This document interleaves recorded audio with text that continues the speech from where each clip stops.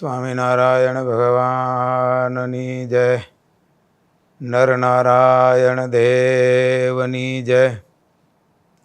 ઈષ્ટદેવ ભગવાન સ્વામિનારાયણ,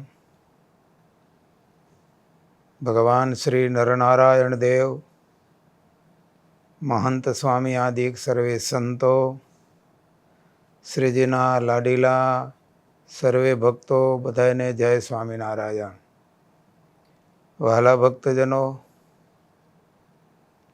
આપણા માટે ભગવાનની ભક્તિને વધારનાર, ભગવાનની પ્રસન્નતા આપનાર એવો અદ્ભુત ચાતુર્માસ આવી રહ્યો છે. ભગવાન સ્વામિનારાયણે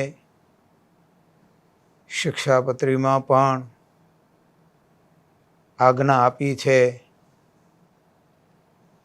કે ચાતુર્માસમાં વિશેષ નિયમ ધારણ કરવો. ચાતુર્માસ એક અદ્ભુત ભજન કરવાનો સમય. એ સમયમાં કરેલું ભજન અનંત ફળને આપનારું થાય છે. ભક્તિ ધર્મ જ્ઞાન વૈરાગ્યને દ્રઢ કરાવનારું થાય છે. મહારાજે કીધું, અવશ્યપણે ચાતુર્માસમાં કોઈ પણ એક નિયમ ધારણ કરવો.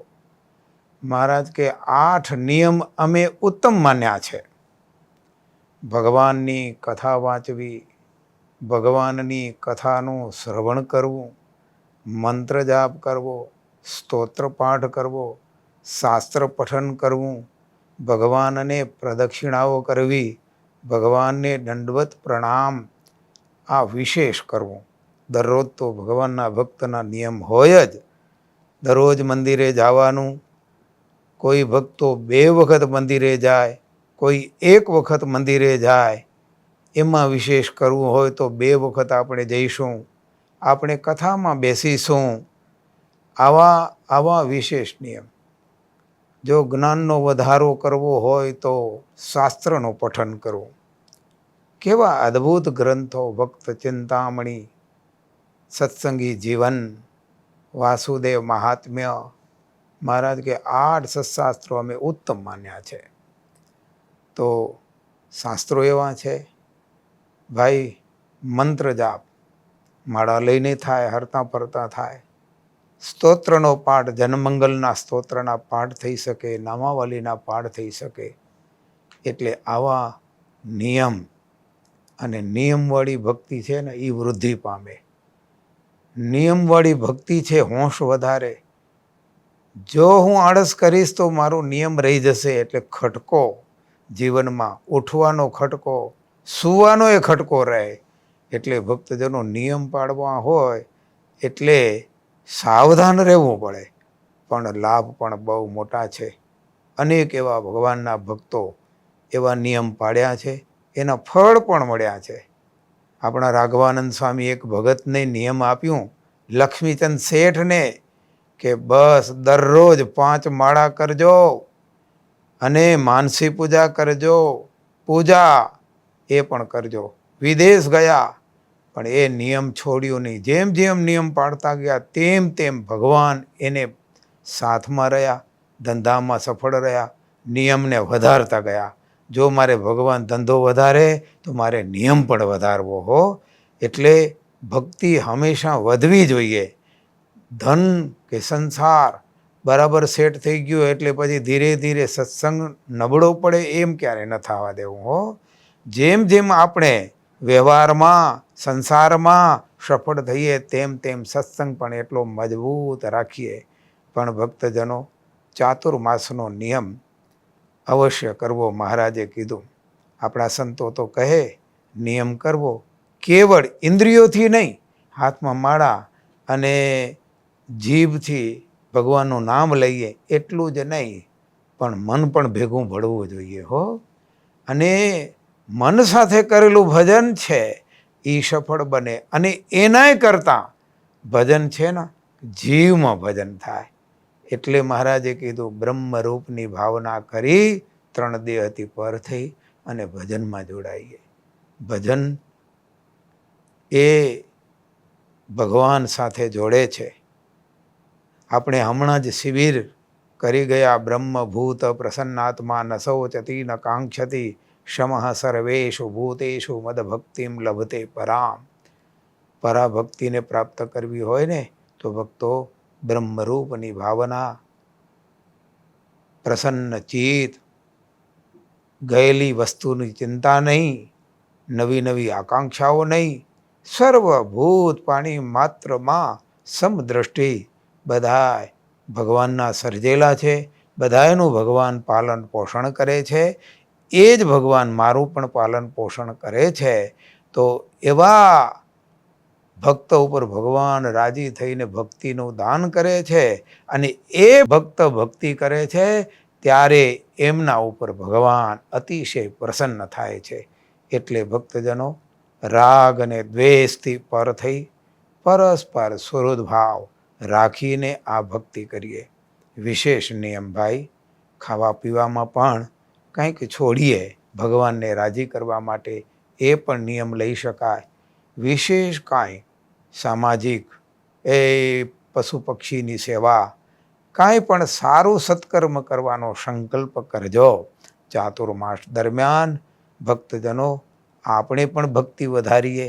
આપણા મિત્ર એમને એટલું હેત આપી, મજાની વાતો કરી, એની સાથે સુંદર વર્તાવ કરી, ધીરે ધીરે એને પણ આપણે સત્સંગમાં વિશેષ લાભ અપાવીએ.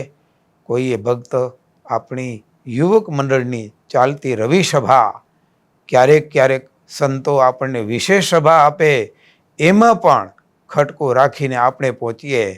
પણ આપણા મિત્રને કેમ ન લાવીએ? આપણા હેતુ સંતોષીને કેમ ન લાવીએ? એવી સરસ મજાની વાતો કરી અને આપણે એવો નિયમ લઈએ કે ચાતુર્માસ દરમિયાન મારે આટલા યુવાનોને સભામાં આવતા કરવા છે. તો એવો પ્રેમપૂર્વક પ્રયત્ન અવશ્ય કરવો. બળજબરી નહીં, પણ પ્રેમપૂર્વક. બહેન હોય તો બહેન, ભાઈ હોય તો ભાઈ. અરે વડીલ કદાચ સત્સંગમાં ઓછા આવતા હો તો વડીલોને પણ કરબદ્ધ પ્રાર્થના કરીને, બાપા હવે તમે સભામાં પધારો, સત્સંગમાં પધારો, દેવ દર્શનનો નિયમ રાખો.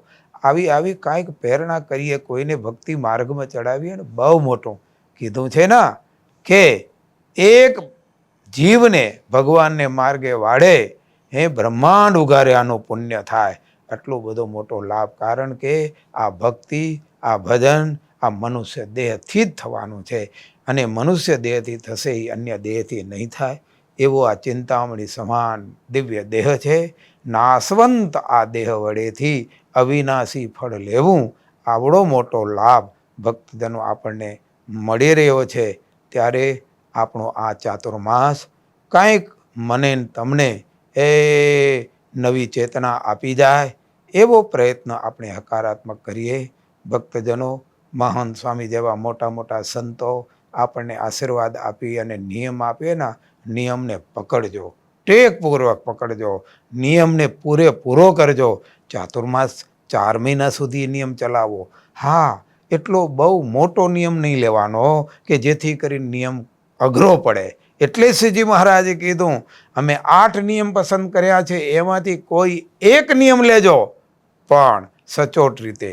ઘણા ભક્તોને તો ઘણા નિયમ કરવાની શ્રદ્ધા હોય, કરી શકે એને કરવું, પણ દેખાદેખી નહીં થઈએ કેટલું કરવું. બીજું, આપણે વિશેષ નિયમ લઈએ.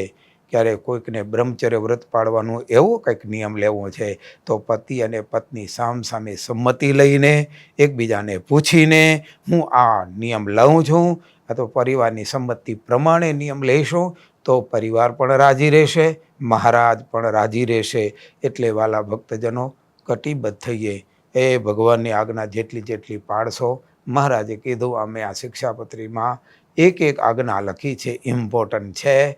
અને આ ધર્મ, અર્થ, કામ અને મોક્ષને આપનારી આ અમારી આજ્ઞાઓ છે.